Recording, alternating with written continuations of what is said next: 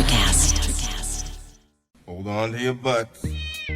We are changing the course of history as we see it. That is what Wesley demands.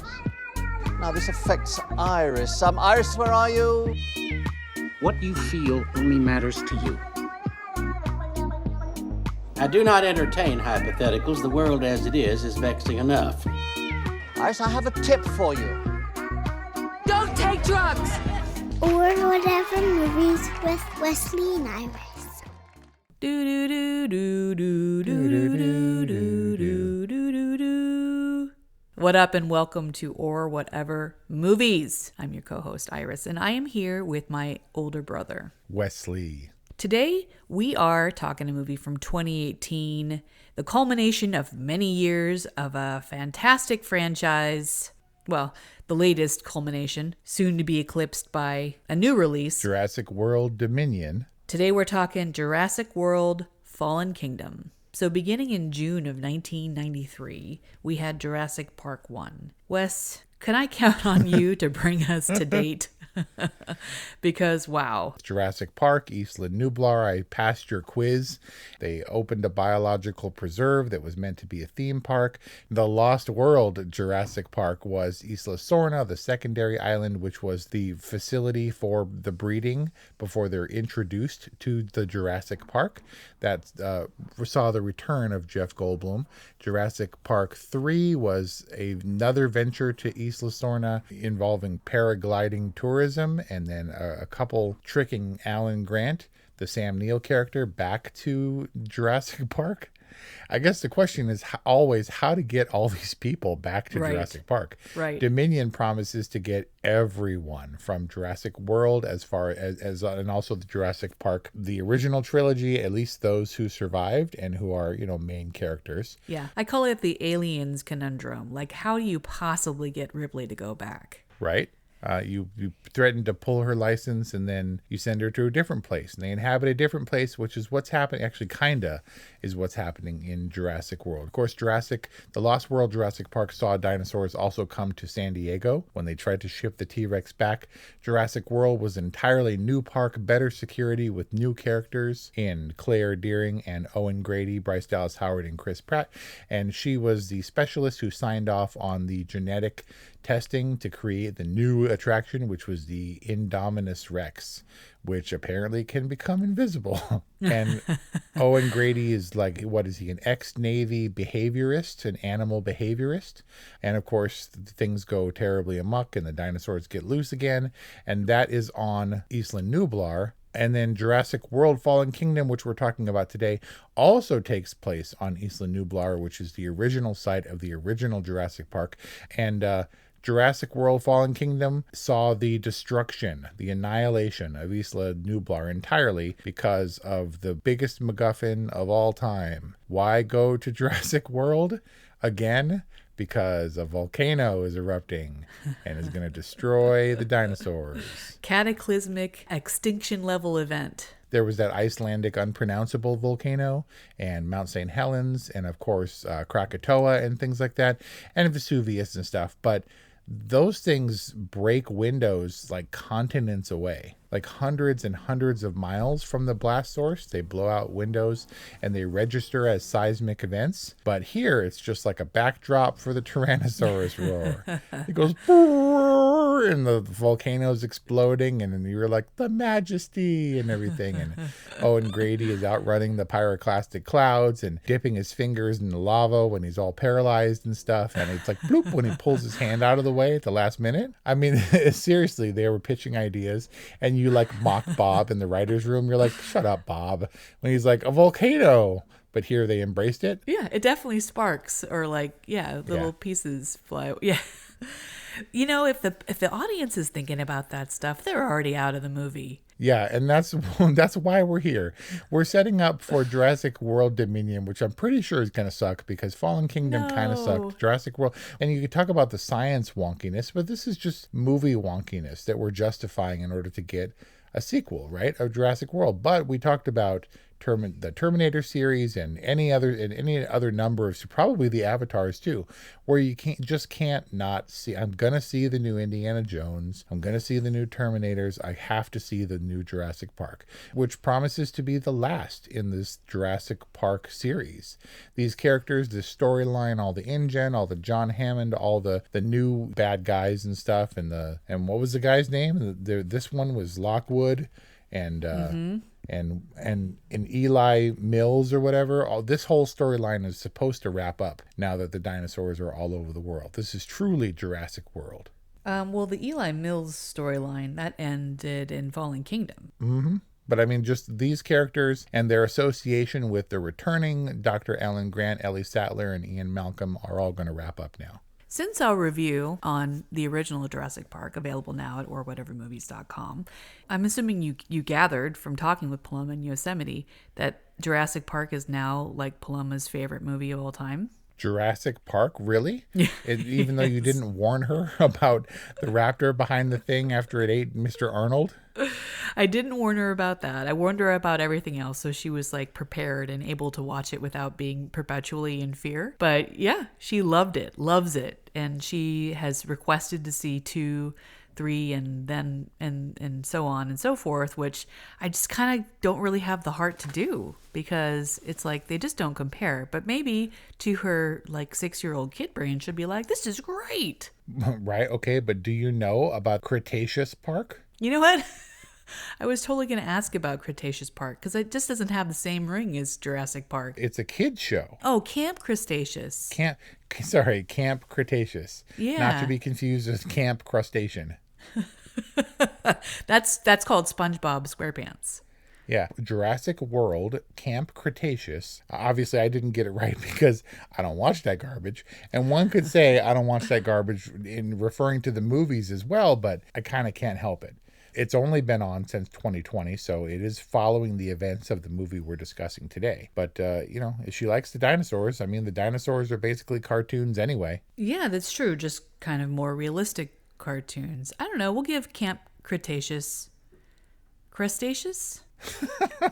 Wait. Camp Cretaceous. And frankly, most of the dinosaurs featured in Jurassic Park are actually from the Cretaceous period. Yeah, and that's what in Fallen Kingdom the auctioneer says, right? He's talking about all the different features of the dinosaurs as they're being auctioned off.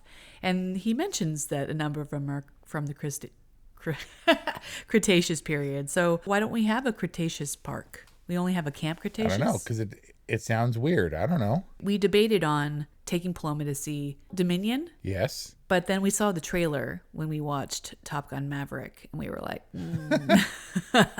maybe we'll just wait for Lightyear. Okay, that's fair enough. I mean, she's got a long way to go. And you have a giant projection TV on which she can watch the last 28 years worth of movies.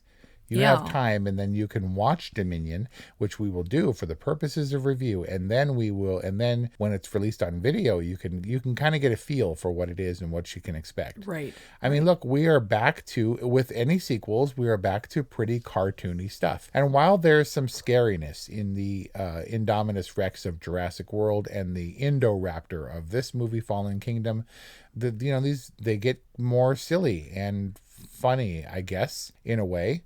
There are a lot of callbacks to the original Jurassic Park, which is, I guess, comforting in a weird way. Like, they gotta have the scene where they're running and the dinosaurs are running all around them. In this case, running away from a volcano. Jurassic World saw the riding on a motorbike was surrounded by raptors kind of vibe. Yep. They even do the thing in Jurassic World I'm just gonna say Fallen Kingdom. They even do the thing where they hide behind the log while the dinosaurs are running around the log. And the original Jeep with the glass windows, the original Land Rovers or whatever, became those rolly pods, and they have the rolly pods again in this movie. Right. And the dinosaur right outside the glass, where it can lower its head and you can see its eyeball and its sharp teeth and stuff. Right. They definitely do the eyeball pupil contraction when the T Rex wakes up. The T Rex Machina, where the T Rex comes out of nowhere and nobody knows it's there until it snatches someone out of frame. T Rex Machina? Is that an Ex Machina play? Yeah. That's hilarious. T Rex.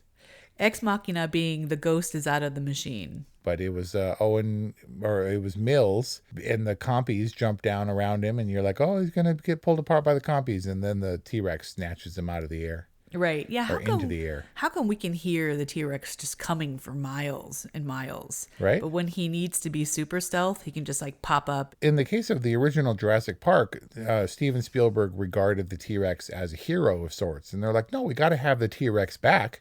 And so he just magically appears in the lobby and snatches the raptor out of the air when it's about to kill people. So they kind of did the same thing here. Right. When T-Rex needs to be super stealth, he can be. And apparently the Indominus Rex can turn invisible.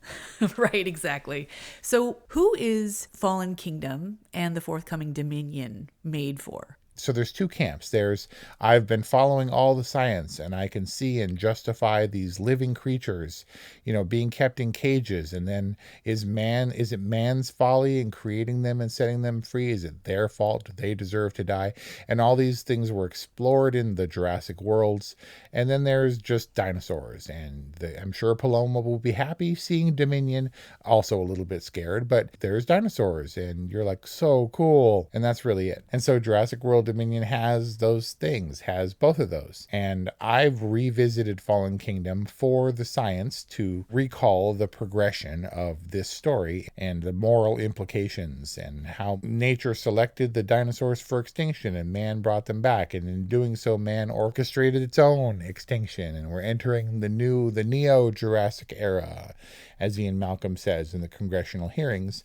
But apparently he's going to shave his beard and he's going to get back out there somehow and must go faster. And we'll see how it goes. But now that they're out in the wild and all the big bads have died, except for the T-Rex, I wonder if this is going to have a big bad, scientifically engineered dinosaur nemesis, or if this is going to be a more, I guess, family friendly as a byproduct of just these animals being more animals in the wild and not being so immediately threatening as gotta go rescue Ian in the Jeep and get chased by the T-Rex. Right. Kind of thing. It's arguable that T-Rex is kind of a good guy, but he'll save you when you need saving. He's like the big dude that you keep around that like handles the bullies if the bullies step to you.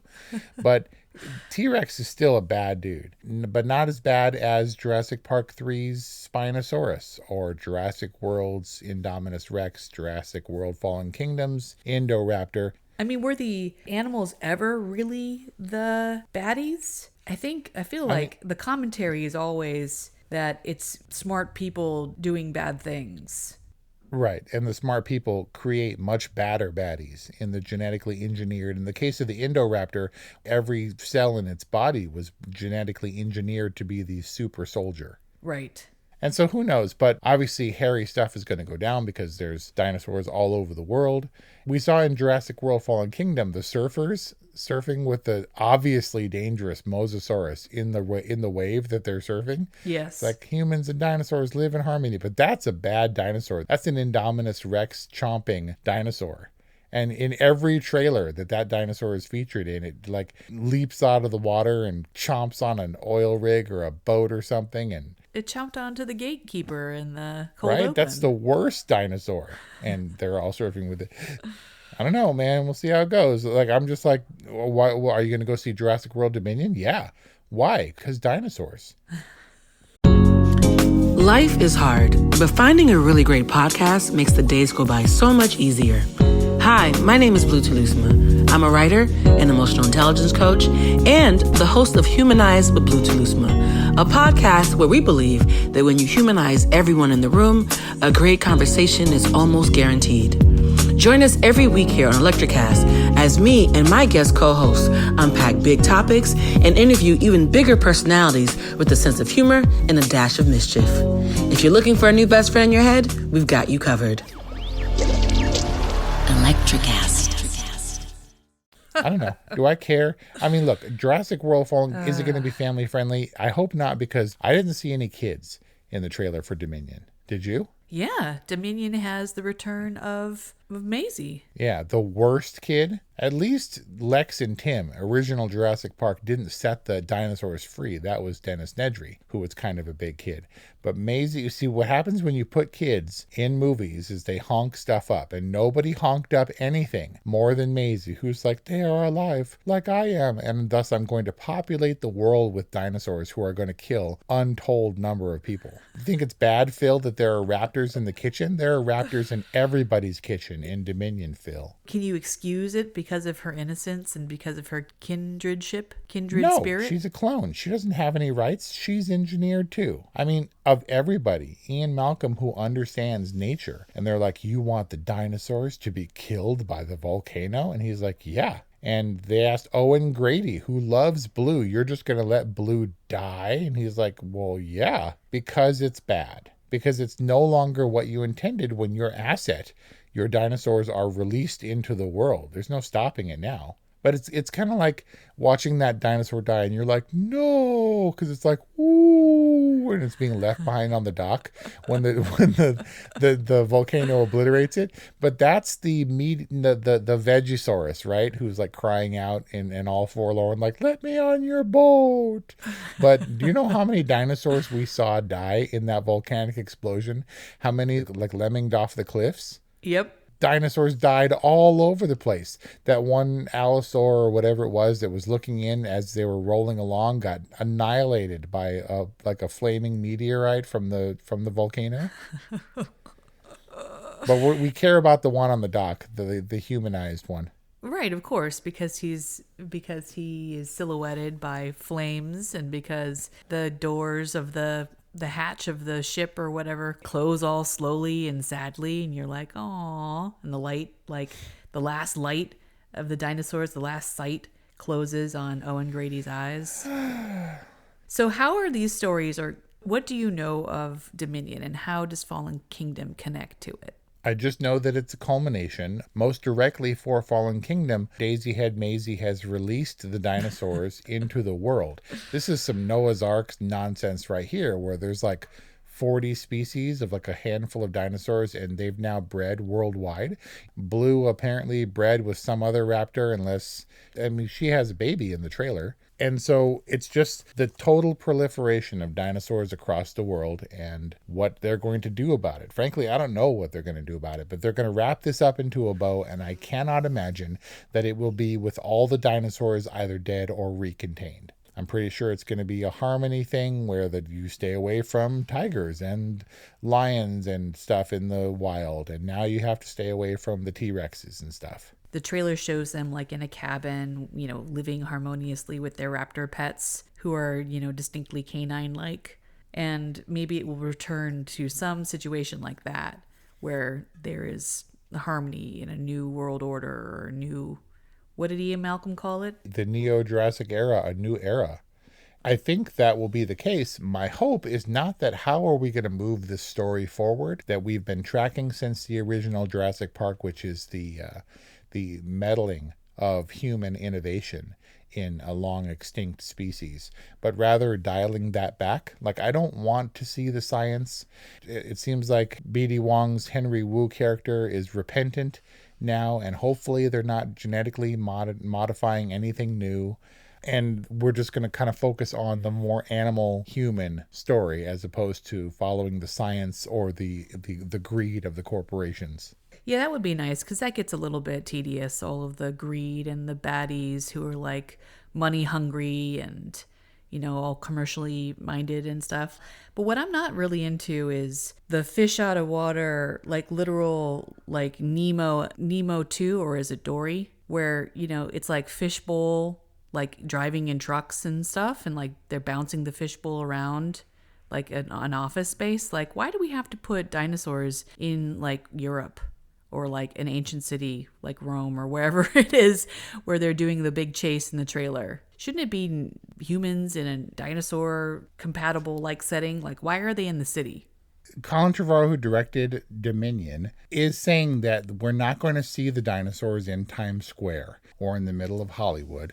That said, this was a globe-trotting movie that filmed all over the place, and as such, it was hit pretty hard from COVID, and they had to stop in the middle of filming. It was actually scheduled for release about a year ago. But as I understand it, yeah, we have dinosaurs where they're not supposed to be. It's basically James Bond, but with dinosaurs. Right. They're like, we need an exotic location, and we're going to be jumping around on rooftops and stuff. Yeah, just think of it like Mission Impossible. They need a beautiful place for dinosaurs to run, like Tom Cruise. And but I don't know. I don't know. I have the answer. I don't know why it's all over the place. Why they would go to these specific locations unless it's to track the bad dinosaur or something that needs to be killed so that the others can live in peace with humanity. Maybe the dinosaurs are going all Planet of the Apes. Blue is supposed to be extremely intelligent. In Jurassic World Fallen Kingdom, they call Blue the second most intelligent species the planet has ever seen, something to that effect. And the dinosaurs are evolving, and they're going to come to total awareness and rise up against the humans. Who knows? Unlike any of the other animals that have had millennia more of opportunity for evolving. Yeah, but these are special animals and hadn't had the... No, they had their chance. Right, but nature selected them for extinction. Except, I don't know, but doesn't that suggest a presence to determine that they would be selected for extinction? Wouldn't that imply a god as opposed to nature? Because it seemed like what happened to them was a chance occurrence. You're talking about the meteor or the whatever the cataclysmic event was? Right. Were they naturally selected, or was it a freak occurrence that could happen to us if it weren't for Bruce Willis and the Drillers? Wow. And Morgan Freeman as the president. The references in this review are just out of control. Yeah, and that's not even from the same movie. No, they weren't. But you know what I mean? Yeah, I know what you mean. You're talking about Deep Impact and Armageddon. But man is troublesome, and we put our finger in everything and mess stuff up and let dinosaurs loose in the world. But when it comes down to it, when humanity needs it, we also save the world every time through science and innovation. And our human superpower of empathy. Exactly. That is our superpower. I mean, at least for the goodies, for the good guys. So how and why would we get Malcolm, Grant, and Sattler back in the same room as Grady and Claire Hutchins, or what's her name? Claire Darling or Deerling? Deering. Yeah. Why would Ripley go back again? In this case, it's like 5 Ripleys. 5 Ripleys. That's a lot of scientists to corral. A lot of PhDs in one room, in one movie. Yeah, and maybe this will be a culmination, not just to wrap up the storylines. Maybe they'll all die. Who knows? And I don't expect this to be a triumphant cap, like, oh, we've had 1 good movie and then 4 pretty okay movies, I guess decent dinosaur movies.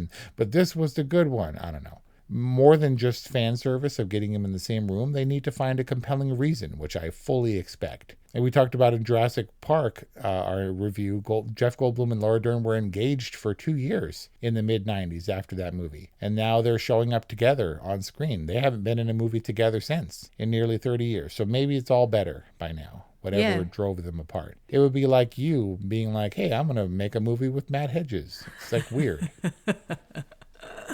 That would be weird for a number of reasons. Whatever happened to Dr. Sattler and Dr. Grant? I mean, did they have babies? Did they have a breed of child? No. As established in Jurassic Park 3, Alan Grant is recruited by these people to try to find their son. And when he checks in on Laura Dern, because Laura Dern can Google stuff and is not on the park or whatever, we surprise, find her with child and a different husband. Not like in the biblical sense. She has a child. And so where are those people now? Don't know. Where is Ian Malcolm's daughter? Don't know. From the Lost World Jurassic Park. Well, he had 3 of them as of Jurassic Park 1993. Right, but only one of them was a gymnastics, breakfast cooking, pain in the butt, gotta save her, the Lost World Jurassic Park one. Hey, she knocks out Dinosaur 2 using her gymnast skills. Yeah, and I'm sure that was well regarded by everyone and is long remembered as the most groan-worthy moment of the entire franchise. Right, yeah. And Steven Spielberg even admits that he botched that one. He says that he doesn't do many sequels because when he does sequels, he tends to be overconfident, especially, obviously, he wouldn't do a sequel unless his movies were huge successes. But what's another sequel that Spielberg actually directed directed as opposed to produced, besides The Lost World, because he says he kind of messed that one up. Indiana Jones. And he also says that Temple of Doom was also, they were both in a super dark place and he didn't feel good about it. George Lucas was going through a divorce and they made that one super dark and scary. And it's the least regarded of the Indiana Joneses. People love the Last Crusade. And we won't even talk about, the Goose won't even acknowledge Kingdom of the Crystal Skull as a proper Indiana Jones. Wow. Yeah, but there's also a groan-worthy, everybody remembers it moment from Jurassic Park 3. Jurassic World took a decided turn and had some throwbacks or whatever, but I felt it was snappier. I like the dialogue in Fallen Kingdom. I think it's clever. I think it's not quite as on the nose and family-friendly, but it's a different thing. It's a Jurassic Park for a new era. And you have to have throwbacks and nostalgia for the first one, but not as heavy-handed. I don't mind that Spielberg is only producing this one. This kind of morphed into a pan-franchise, generalized Jurassic World, Jurassic Park kind of conversation. But getting back to Fallen Kingdom, can you rate this as a standalone film?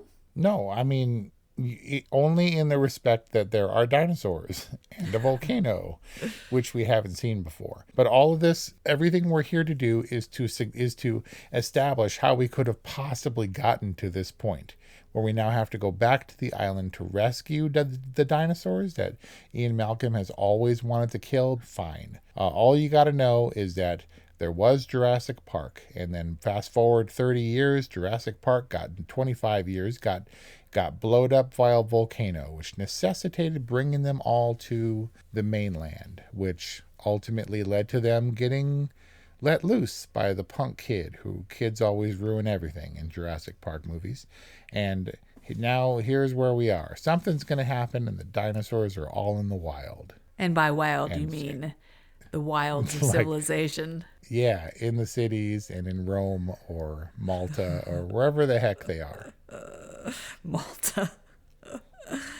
All right, well, so then does that mean, are you recusing yourself of giving a rating on Jurassic World Fallen Kingdom, or are you going to give a generalized rating for the entire franchise up until this point? It's kind of a dumb movie, and it really exists to move forward, to move the story forward, to justify getting off the island and into a proper Jurassic World. And that's all I'm here for. Like, I revisited Fallen Kingdom, and I was like, right, volcano, blah, blah, blah, new bad one, Indoraptor, check, that one's dead.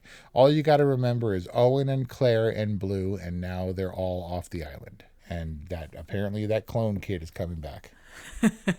And somehow that's setting us up for what will be the culmination in this franchise, Jurassic World Dominion, coming out, this weekend. Yep, everybody's dead. Hammond is dead. Lockwood is dead.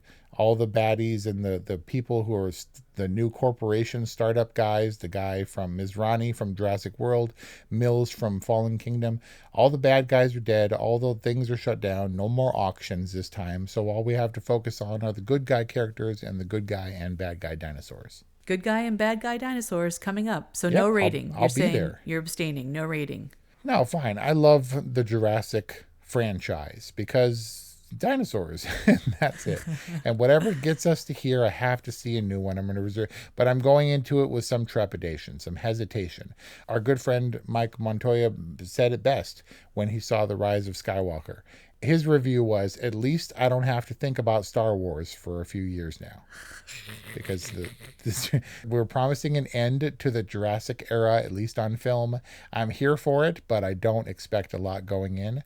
I have to see this all the way through. There you have it. I think what you're really saying is the original Jurassic Park from 1993 was so powerful, so impactful and influential that it has basically carried you until now. You were compelled to see Jurassic World Fallen Kingdom, which we were ostensibly talking about today, and you will be compelled to see Dominion. And we, or whatever movies, will be there to review it. Check out our review on Jurassic World Dominion next week on orwhatevermovies.com. In the meantime, we hope that you enjoyed this discussion on Jurassic World Fallen Kingdom, for which Wesley abstained to give a rating. I'm just going to go on record and say Jurassic World Fallen Kingdom, despite its penultimate position in the franchise, probably a boring, but, not even really worth framing in that regard. I am looking forward to Jurassic World Dominion, hopefully to sharing it and Camp Cretaceous with Paloma, because she's moving into a very exciting movie watching time in her life. Yeah. Is there any more a definitive legacy or series of films for our age than the Jurassic World series? Something that's consistently gives us dinosaurs. And I guess stuff for the adults, but it evokes the imagination and a sense of wonder and the best part of movie making, which is showing us something we would ordinarily never be able to see in the guise of reality. Yeah, to see or experience. Agreed. And that is our discussion on Jurassic World Fallen Kingdom. Wow, I would recap all the movies that we referenced, but there's just too many. This this discussion was rife with references. We hope that you enjoyed them. We hope you enjoyed listening to this episode. If you did, please follow us on social media at Or Whatever Movies. Please subscribe to our podcast. Please send us a message or an email, orwhatevermovies@gmail.com, 818-835-0473. Na na na na na. This is my out music. Thanks for listening, and we'll see you next time. If you're a working professional wondering what's next for your career, you've come to the right place. Whether you're looking for a promotion, growth, or a potential career transition, look no further. With over 30 years working in a variety of industries, I share my insider knowledge with those ready to get ahead on Career Advancement with Craig Ansell. Tune in to get your strategies for success. Welcome to Sarah Talk Solutions. Ladies and gentlemen, you've tuned into a bit of a different type of show. I'm Sarah B and I'm your host. You can find me on my IG, which is Aussie_Sarah_LA. I talk about amazing, relevant conversations and topics and what functions that goes on in this magical, wonderful, wonderful city of the City of Angels. My IG, which is Aussie_Sarah_LA. Electric acid.